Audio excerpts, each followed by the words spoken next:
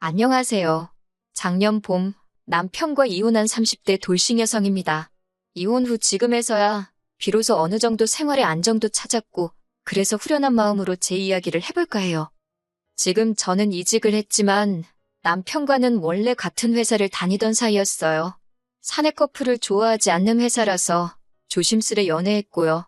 하지만 원래 사내 커플이라는 게 당사자들만 모르고 주변에는 다 눈치챈다더니 나중에 주변 사람들로부터 듣게 되었는데 저희가 서로 좋아 죽는 게 눈에 보이더래요. 그런데 하도 숨기려고 노력하는 게 가상해 다 같이 모른 척 눈 감아줬다고 하더라고요. 저보다 2살 어린 남편과는 처음부터 결혼을 생각하며 만난 건 아니었습니다.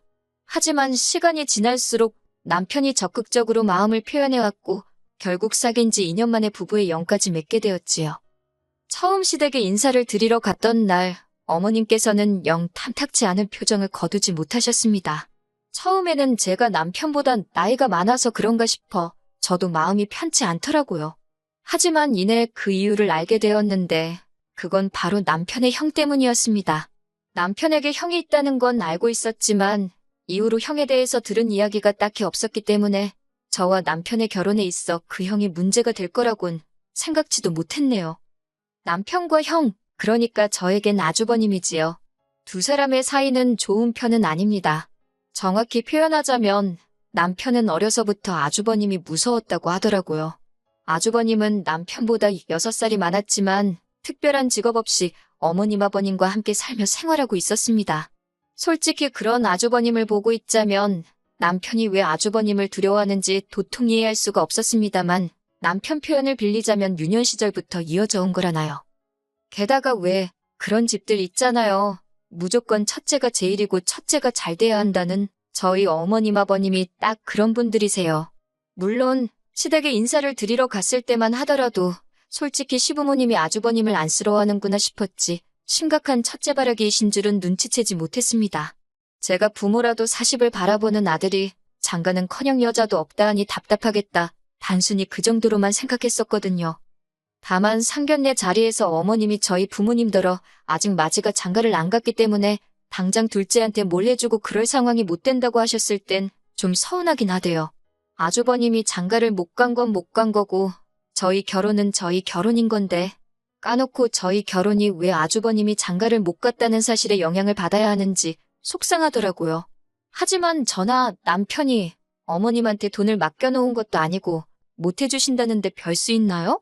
그리고 솔직히 저희 친정도 경제적으로 넉넉한 상황은 아니었으니 마음 한켠에선 차라리 잘 됐다. 이참에 남편과 저 2사람의 힘으로 시작하는 것도 나쁘지 않겠다 싶더라고요. 그렇게 저희는 허례허식은 생략하고 아낄 거 아껴가며 예산 1억 2천으로 결혼식은 물론이고 신혼여행의 작은 빌라 전세까지 구하게 되었습니다. 서울이 아니었으니 가능한 일이었던 것 같아요. 특히 빌라의 경우 신축은 아니었지만 그래도 전에 살던 사람들이 다 고쳐서 살던 집이라서 손뗄 곳 없이 말끔한 곳이었어요. 그런데 그렇게 저희가 신혼생활을 시작하고 얼마 지나지 않아 생각지도 못한 상황을 맞닥뜨리게 되었습니다. 그건 다름 아닌 아주버님의 방문이었지요. 당시 저희 집은 시댁에서 버스로 30분 정도의 거리에 있었는데 그 거리가 아주버님에게는 퍽이나 가까웠던 모양입니다. 처음 시작은 정말 더웠던 여름의 주말이었어요. 더운 것 좋아하는 사람이 몇이나 되겠습니까만 저와 남편은 정말 더운 걸 지독히도 싫어하는 사람들이에요. 그래서 그날도 전기세 폭탄을 맞을지언정 집에서는 시원하게 있자며 에어컨 빵빵하게 틀어놓고 둘 다 늘어져 있었지요. 그런데 갑자기 누군가 저희 지폐를 눌렀습니다. 인터폰으로 내다보니 아주버님이 서 있더라고요. 황당하긴 했지만 밖에 세워둘 순 없었으니 남편이 현관을 열었고 저는 불이 나게 안방으로 들어가 편하게 입고 있던 옷을 바꿔 입었어요. 연락도 없이 무슨 일로 오셨냐 하니까 한다는 소리가 시부모님이랑 같이 있는데 갑갑하고 재미도 없고 심심해서 놀러 왔답니다. 그게 무슨 말인지 떨떠름했지만 그래도 일단은 왔으니 돌아가시라 하기도 그렇고 결국 제가 기왕 오셨으니 커피나 한잔하고 가시라 했습니다. 그런데 아주버님이 자기 마음대로 저희 집 부엌으로 향하더니 냉장고를 열어놓고서는 수박이나 갈아줘 그러는 거예요. 반말로 찍찍 말하는 꼰세하며 왜 이래라 저래란가 싶어 그냥 주는 거나 쳐드세요 그러고 싶대요. 하지만 당연히 그렇게 말은 못했고 수박에 물 잔뜩 타서 갈아줬습니다. 그랬더니 좋다고 마시고는 앞으로도 심심하면 오겠다는 무서운 소리를 하더라고요. 그리고 그날 결국 아주버님은 저희 집에서 저녁은 물론이고 영화까지 본 뒤 10시도 넘어서 집에 갔습니다. 그쯤 되니까 자고 간다 소리 안 하는 게 고맙더라니까요. 그리고 이후로도 아주버님은 일주일에 한 번꼴로 저희 집에 찾아오기 시작했습니다. 그런 일이 대략 대여섯 번 반복됐을 때는 진짜 너무 화가 나더라고요. 그래서 이 정도면 알아들어라 하는 심정으로 주말에 약속이 있으니 오지 마시라 했어요. 그랬더니 한다는 소리가 자기 혼자 있어도 된다대요. 매일같이 어머님 아버님이랑 붙어 있으려니 자기도 혼자만의 시간이 필요해서 그런다며 마침 잘 됐다나요? 듣다 보니 진짜 어이가 없어서 그러면 어디 호텔 같은 데 가시라고 왜 자꾸 저희 집으로 오시냐 하니까 호텔은 사람 사는 집 같지가 않답니다.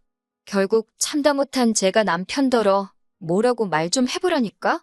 형인데 자기가 무슨 소리를 하냐고 그래요.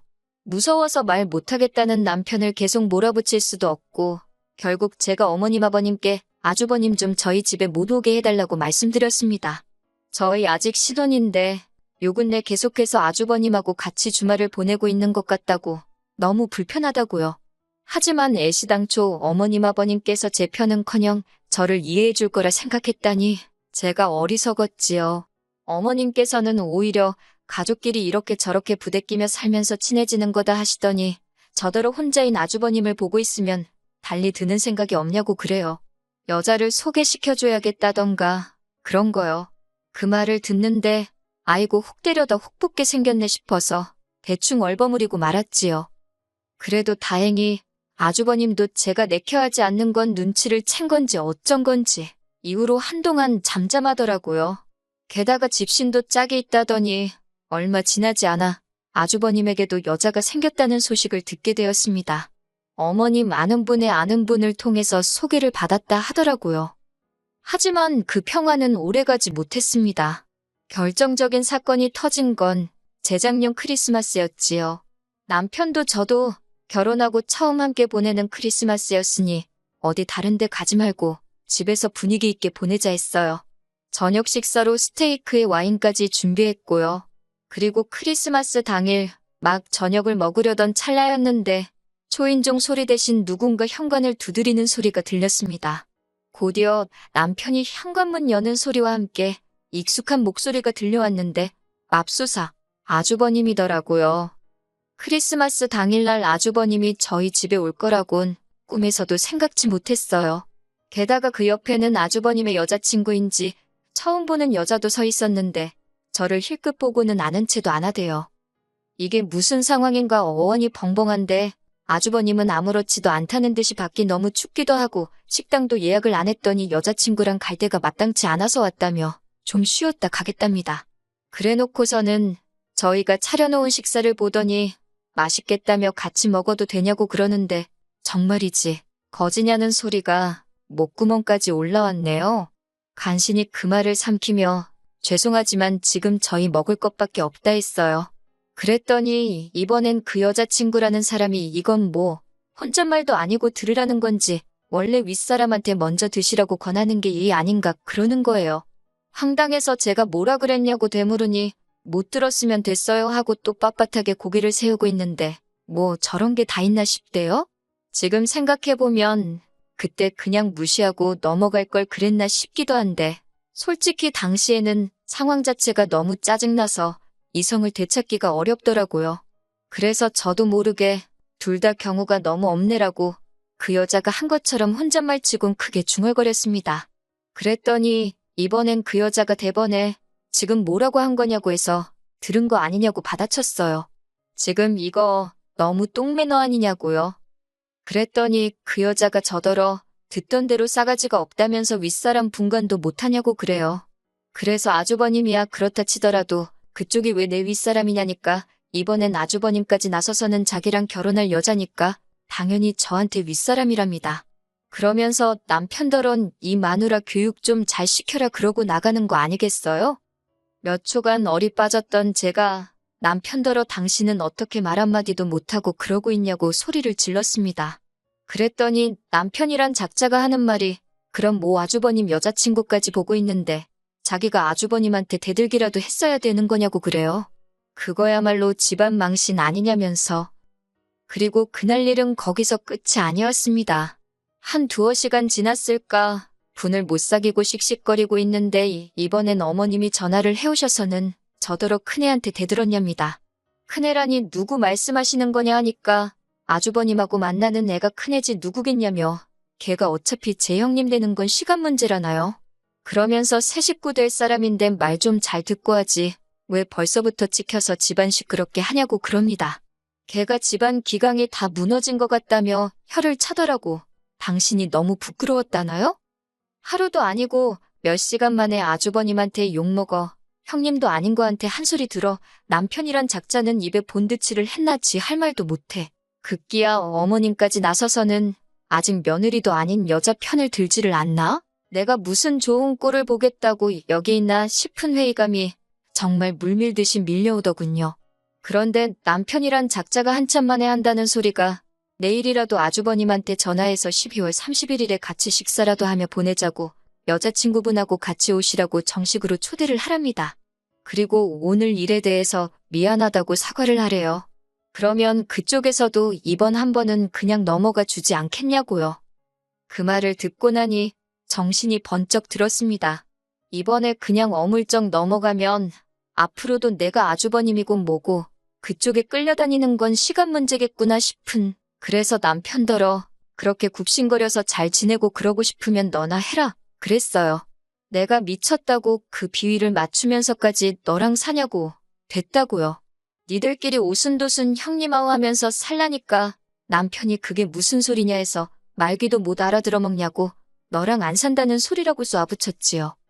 남편도 남편대로 자기가 연하라서 무시하는 거냐며 알겠답니다. 헤어지재요.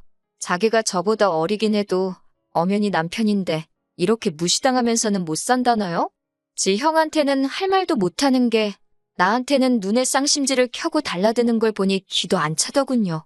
그래도 다행인 게 저는 남편이 이혼은 안 한다고 할까봐 솔직히 내심 걱정됐는데 지도 발끈해서 못 살겠다 하니 그거 하나는 고맙더군요. 행여 그 마음 고쳐먹을까봐 정말이지 조정기간 내내 조마조마했네요.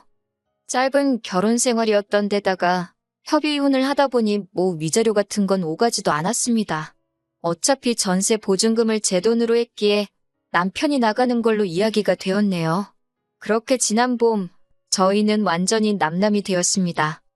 이건 후기까지는 아니지만 일단 아주버님은 그 정신 나간 여자친구인지 뭔지랑 결혼 못했어요. 이것도 듣자 하니 저희 어머님이 하도 마지타령을 하시니까 재산이나 얼마 줄 알고 여자가 결혼하려고 했던 모양이에요. 그런데 막상 패를 까보니까 뭣도 없었다는. 그래서 안 한다고 여자가 내뺐다대요. 어휴 이제 뭐 형제 둘이서 평생 형님 먼저 아우 먼저 그러며 우애 깊게 살겠네요.